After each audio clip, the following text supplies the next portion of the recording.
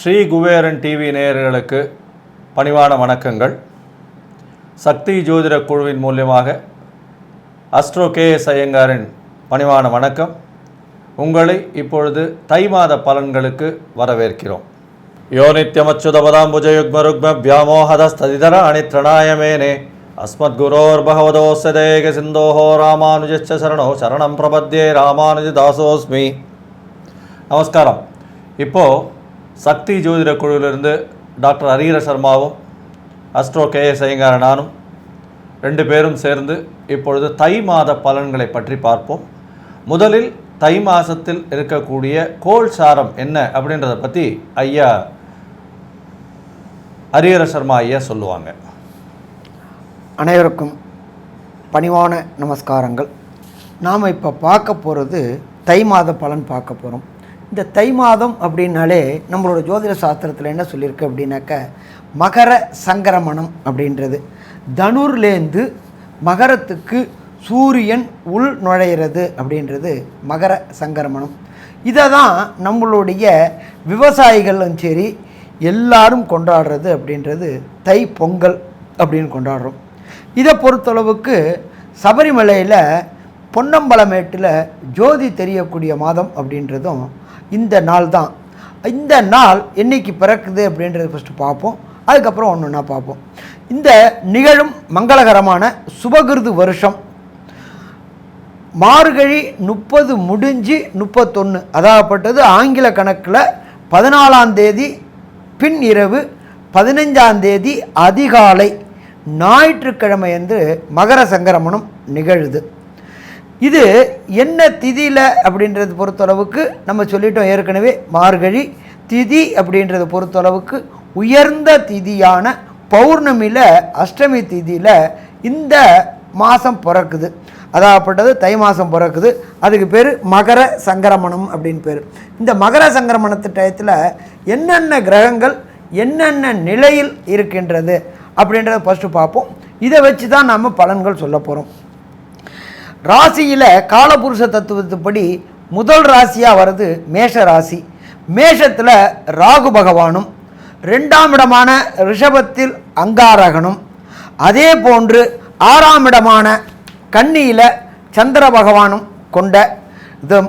அடுத்தது 7ஆம் இடமான துலாத்தில் கேது பகவானும், அதே போல் 9ஆம் இடமான தனுரில் புத பகவானும், அதே போல் மாதம் பிறக்கின்ற மகர சங்கரமணம் நிகழ்கின்ற இடத்துல சூரிய பகவானும் சுக்கிர பகவானும் சனி பகவானும் கொண்டும், இதை தவிர காலபுருஷ தத்துவத்துப்படி கடைசி ராசியான மீன ராசியில் ஆட்சி பெற்ற குருவோடையும் இந்த தை மாதம் பிறக்குது.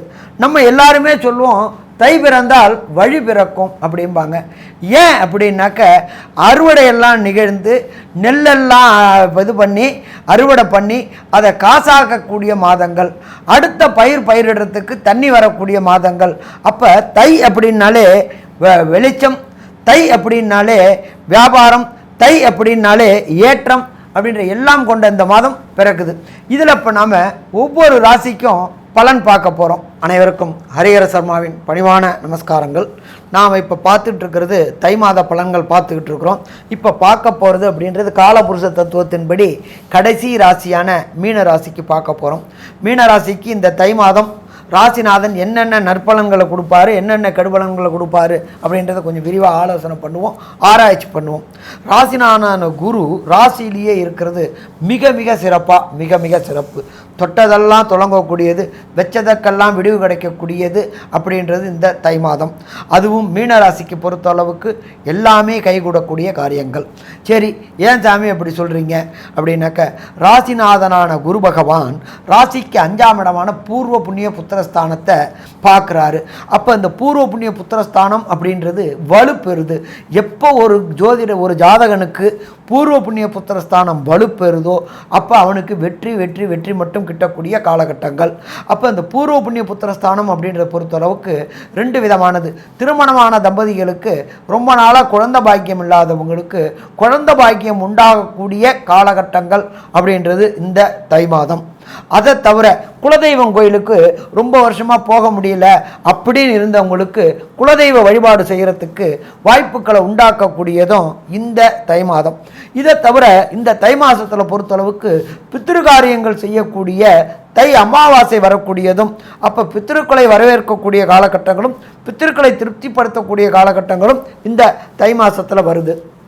இதை தவிர பார்த்தோம் அப்படின்னாக்க அப்போ பித்ருக்களும் சந்தோஷம் அடைகிறாங்க, குலதெய்வமும் சந்தோஷம் அடையுது. அப்போ பூர்வ புண்ணியம் வலுப்பெறும் பொழுது இந்த மீனராசிக்காரங்களுக்கு வெற்றி மட்டுமே கிட்டக்கூடிய காலகட்டங்கள். இதை தவிர ராசிநாதனான குரு பகவானுக்கு 7ஆம் பார்வை உண்டு.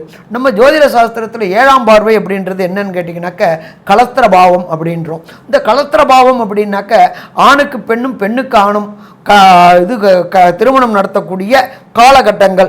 நம்ம ஜோதிட சாஸ்திரத்தில் என்ன சொல்லுவோம் அப்படின்னாக்க குருவோடைய நோக்கு, வியாழன் நோக்கு இருக்கணும், தனித்தோட தொடர்பு இருக்கணும்.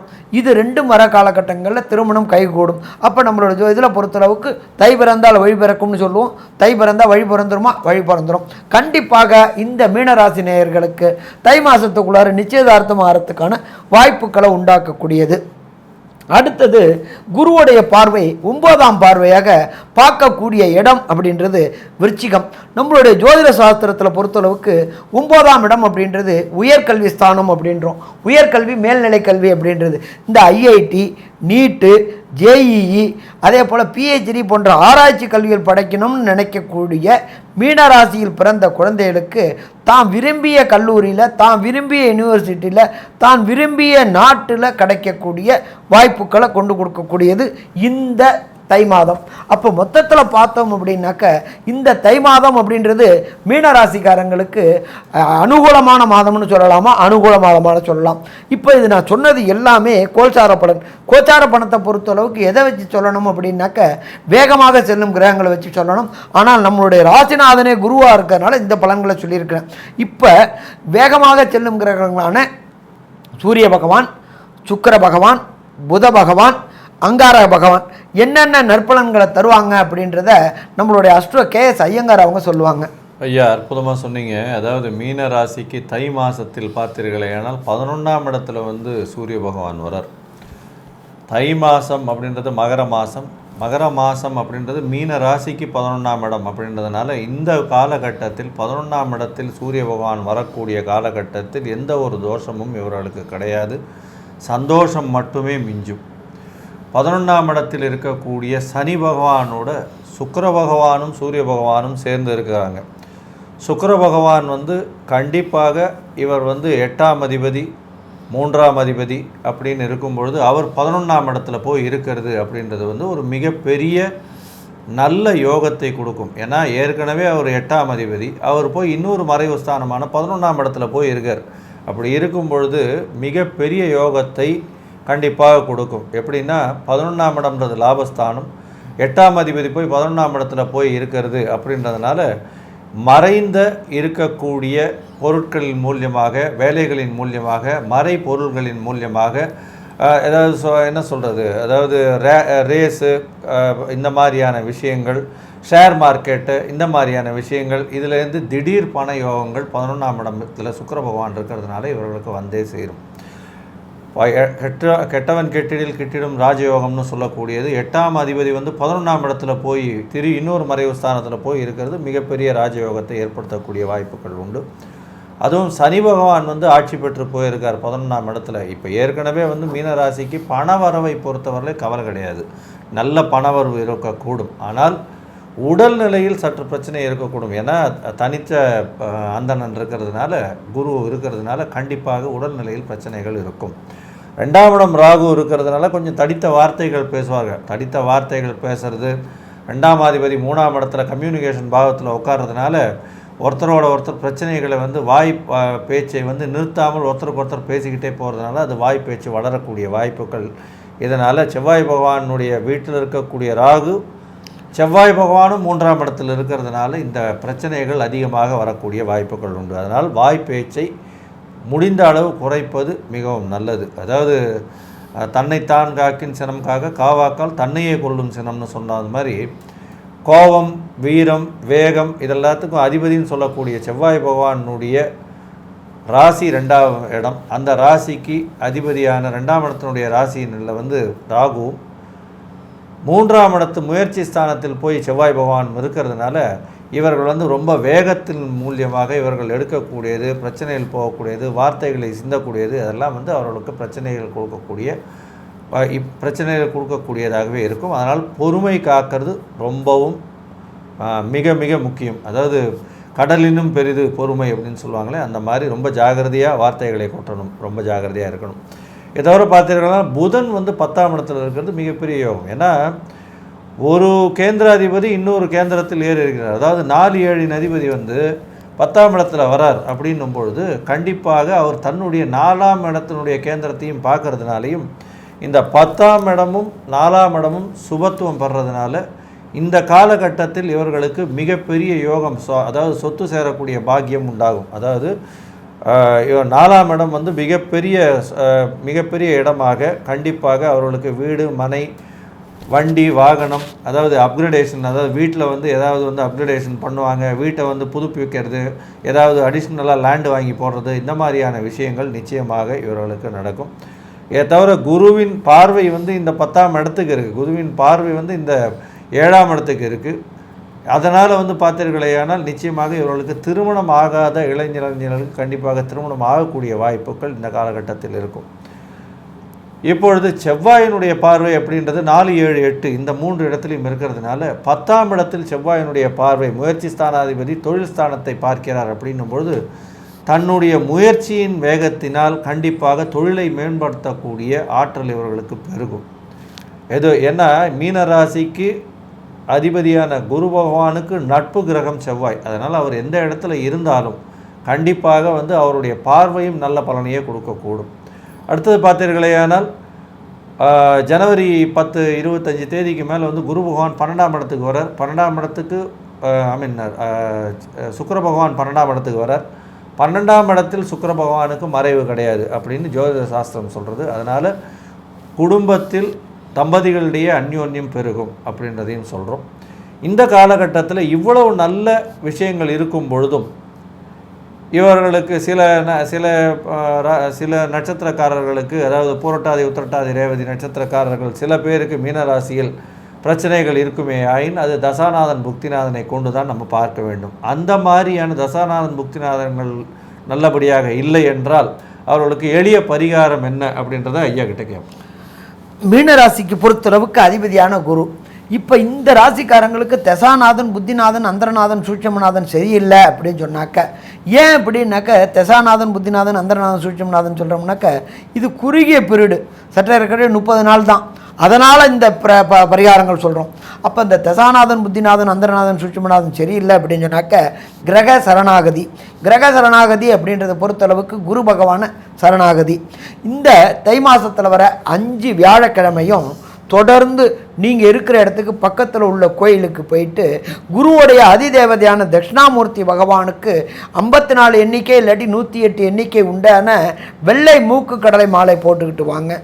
சாமி அது போகிறதுக்கு எனக்கு வாய்ப்பு இல்லையே அப்படின்னு சொன்னாக்க உங்களுடைய குருமார்களை வீட்டில் வச்சு வணங்கிட்டு அவங்களுக்கு ஒரு நெய் தீபம் போட்டு வணங்கிட்டு 9 முறை பிரதட்சணம் பண்ணிட்டு வாங்க. இது 2ம் பண்ணினாலே வருகின்ற பிரச்சனையும் வந்த பிரச்சனையும் வல்வினை போல் முருகனுடைய பேரை சொன்ன மாதிரி குருநாதர் பேரை சொல்லி வணங்கும் பொழுது அந்த பிரச்சனைகள் நம்ம விட்டு விலகக்கூடிய வாய்ப்புகள் உண்டு. அடுத்தது இந்த மீனராசிக்கு உண்டான கன்க்ளூஷன், அதாகப்பட்டது இந்த தை மாதம் மீனராசிக்கு இறுதி இது எப்படி இருக்கும் அப்படின்றத நம்மளுடைய KS ஐயங்கார் அவங்க சொல்லுவாங்க. ஐயா அற்புதமாக சொன்னீங்க. அதாவது பொதுவாக பார்த்தீர்களேயானால் இந்த மீனராசிக்கு ஏற்றமான காலமாகவே இருக்கும், பணவரவு நல்லபடியாகவே இருக்கும். 11ஆம் இடத்தில் வந்து சனி பகவான் ஆட்சியில் இருக்கிறதுனாலையும் 11ஆம் இடம் சுபத்துவம் பெறதுனாலையும் சுக்கிர பகவானால் நிச்சயமாக இவர்களுக்கு எல்லா தொழிலின் மூலியமாக லாபங்கள் சம்பாதிக்கக்கூடிய வாய்ப்பும் பணவரவு சீராகவும் இருக்கும். 2ஆம் இடத்தில் வந்து ராகு பகவான் இருக்கிறதுனால பணவரவு வெளிநாடு, வெளி மாநிலம், வெளி மதத்தினர் மூலியமாக கிடைக்கக்கூட பாக்கியம் கிடைக்கும். இதை தவிர பார்த்தீர்களேயானால் இவர்கள் எடுக்கக்கூடிய முயற்சிகள் எல்லாமே வெற்றியடையக்கூடிய காலமாக இந்த காலம் இருக்கும். அதாவது படிக்கும் இளைஞர்கள், அதாவது காலேஜுக்கு என்ட்ரன்ஸ் எழுதுகிறவங்க, இந்த மாதிரியான மக்கள் வந்து கண்டிப்பாக இந்த மாதிரியான ஸ்டூடெண்ட்ஸுக்கு வந்து இது ஒரு ஏற்றமான காலமாக இருக்கும். ஏன்னா 9ஆம் இடத்த குரு பகவானை பார்க்குறது வந்து கண்டிப்பாக இது ஒரு ஏற்றத்தை கொடுக்கும். அதனால் வெளிநாடு, வெளி மாநிலம் அந்த மாதிரியான விஷயங்களுக்கு நிச்சயமாக போய் காம்படிட்டிவ் எக்ஸாம்ஸில் கண்டிப்பாக இவர்கள் பாஸ் பண்ணக்கூடிய வாய்ப்புகள் உண்டு. ஏன்னா 6ஆம் அதிபதி 11ஆம் இடம் லாபஸ்தானத்தில் போய் இருக்கிறதுன்றது வந்து இவங்க வந்து காம்படிட்டிவ் எக்ஸாம்ஸ் எழுதினாங்க அப்படின்னா எந்த ஒரு காம்படிட்டிவ் எக்ஸாம்ஸ்லையும் நிச்சயமாக பாஸ் பண்ணக்கூடிய வாய்ப்புகள் மிகவும் அதிகமாகவே இருக்கும். அதனால் கவலைப்பட வேண்டாம். எதுவும் எஸ்பெஷலி இந்த இன்ஜினியரிங் காம்படிட்டிவ் எக்ஸாம்ஸில் நிச்சயமாக இவர்கள் வந்து வின் ஓவர் பண்ணி வரக்கூடிய வாய்ப்புகள் உண்டு. அதனால் கவலைப்பட வேண்டாம். ஆனால் வீட்டை விட்டு வெளியில் சென்று படிக்க வேண்டிய காலகட்டாயம் ஆகும் நிச்சயமாக. ஏன்னா நிச்சயமாக வீட்டை விட்டு வெளில போக வேண்டிய காலகட்டாயம் நிச்சயமாக வரும். அதனால் இப்போ வந்து இந்த தை மாதத்தில் எழுதக்கூடிய காம்படிட்டிவ் எக்ஸாமில் நிச்சயமாக அவர்கள் பாஸ் ஆகக்கூடிய வாய்ப்புகள் உண்டு.